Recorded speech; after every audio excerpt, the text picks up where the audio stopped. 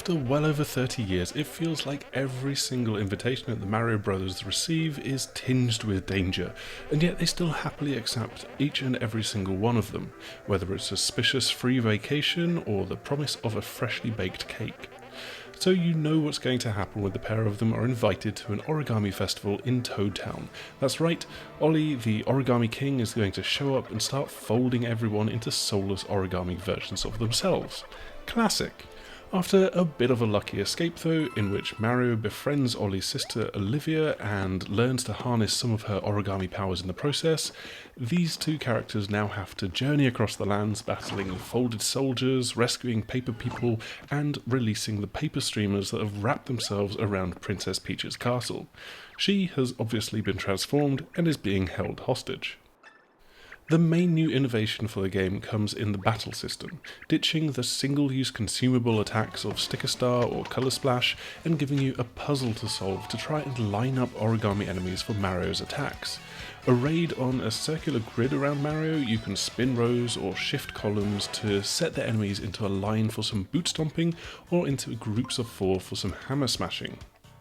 You will always have enough moves and enough attacks to manage to shift everybody around and then hit them and deal some damage, but it can sometimes be a little bit tricky to do so.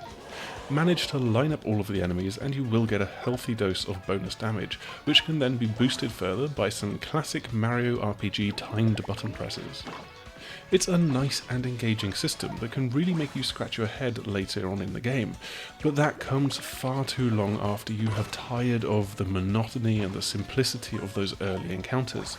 You will have battled far too many basic Goombas and Koopa Troopers arrayed in simple to solve patterns before you start to feel challenged by boos that will disappear and force you to remember their position as you solve the puzzle, or enemies that need you to use more powerful boots, hammers, or even items to defeat them quite quickly.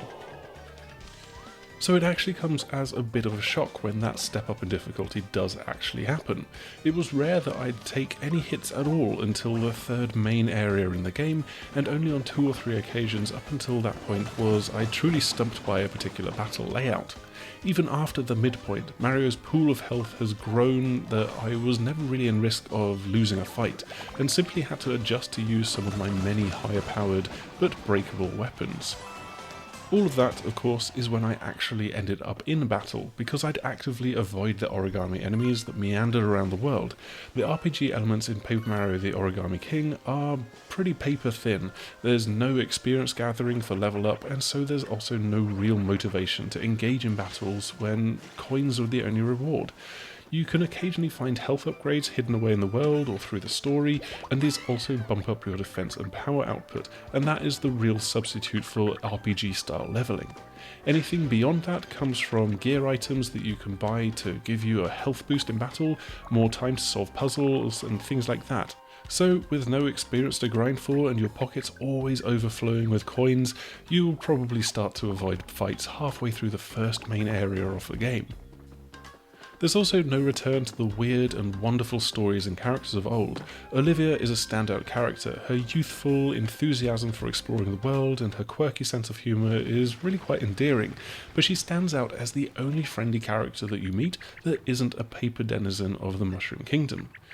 And aside from Ollie, almost all of the enemies are origami versions of those same old Mario characters.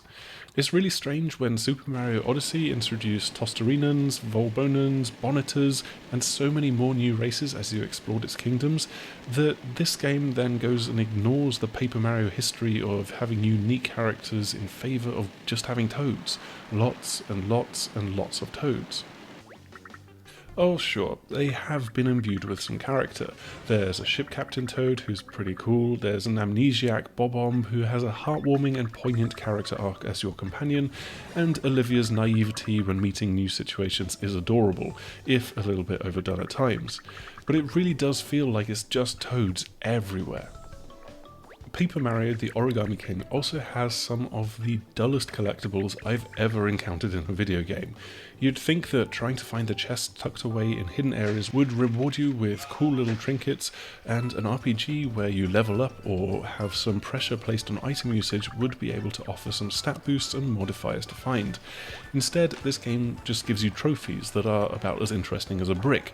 usually because the trophy is of a brick or something that you've just encountered within the last half an hour. You can't really ignore them though, because those same chests will on rare occasion include a heart to boost your maximum health. Alongside those chests, you've then got not bottomless holes which litter the land and need to be filled in with thrown confetti, and there's toads to be slapped out of their many origami forms, hiding places, and just everywhere basically. There is no shortage of things to interact with and find. In this regard, the Origami King's spiritual predecessor isn't really classical Paper Mario games, it's the collectathon platformers like Banjo-Kazooie and Donkey Kong 64. The world is still engaging and fun to explore though, whether it's a Shogun-themed park, sailing on the open seas, or driving a boot car through a desert, and there's some good narrative set pieces and locations to visit, but again, I just feel that there's a much more interesting story that could have been told here. It's far too black and white that all of the paper characters are friendly, while all of the origami characters are brainless, evil automatons. There could have been a world of origami characters with designs that aren't just Paper Mario characters in origami form, and there could have been good and bad within that, maybe a rebellion against the Origami King or something along those lines. The story heads in its own particular direction, and it's fine, it's enjoyable, but there is definitely the opportunity to have done something newer and much more invigorating. After the novelty of the regular battles has worn off, the real highlight becomes the boss battles against elemental gods and gigantic stationery. These turn the battle puzzles on their head, with Mario on the outside and the boss in the middle, and you'll be spinning the rings and lining up commands that take Mario to an attack or an ability square. There's always a new attack pattern to learn and weaknesses to exploit, and while challenging, they feel quite fair in ensuring that there's the ability to grab some health if you've taken a few heavy hits.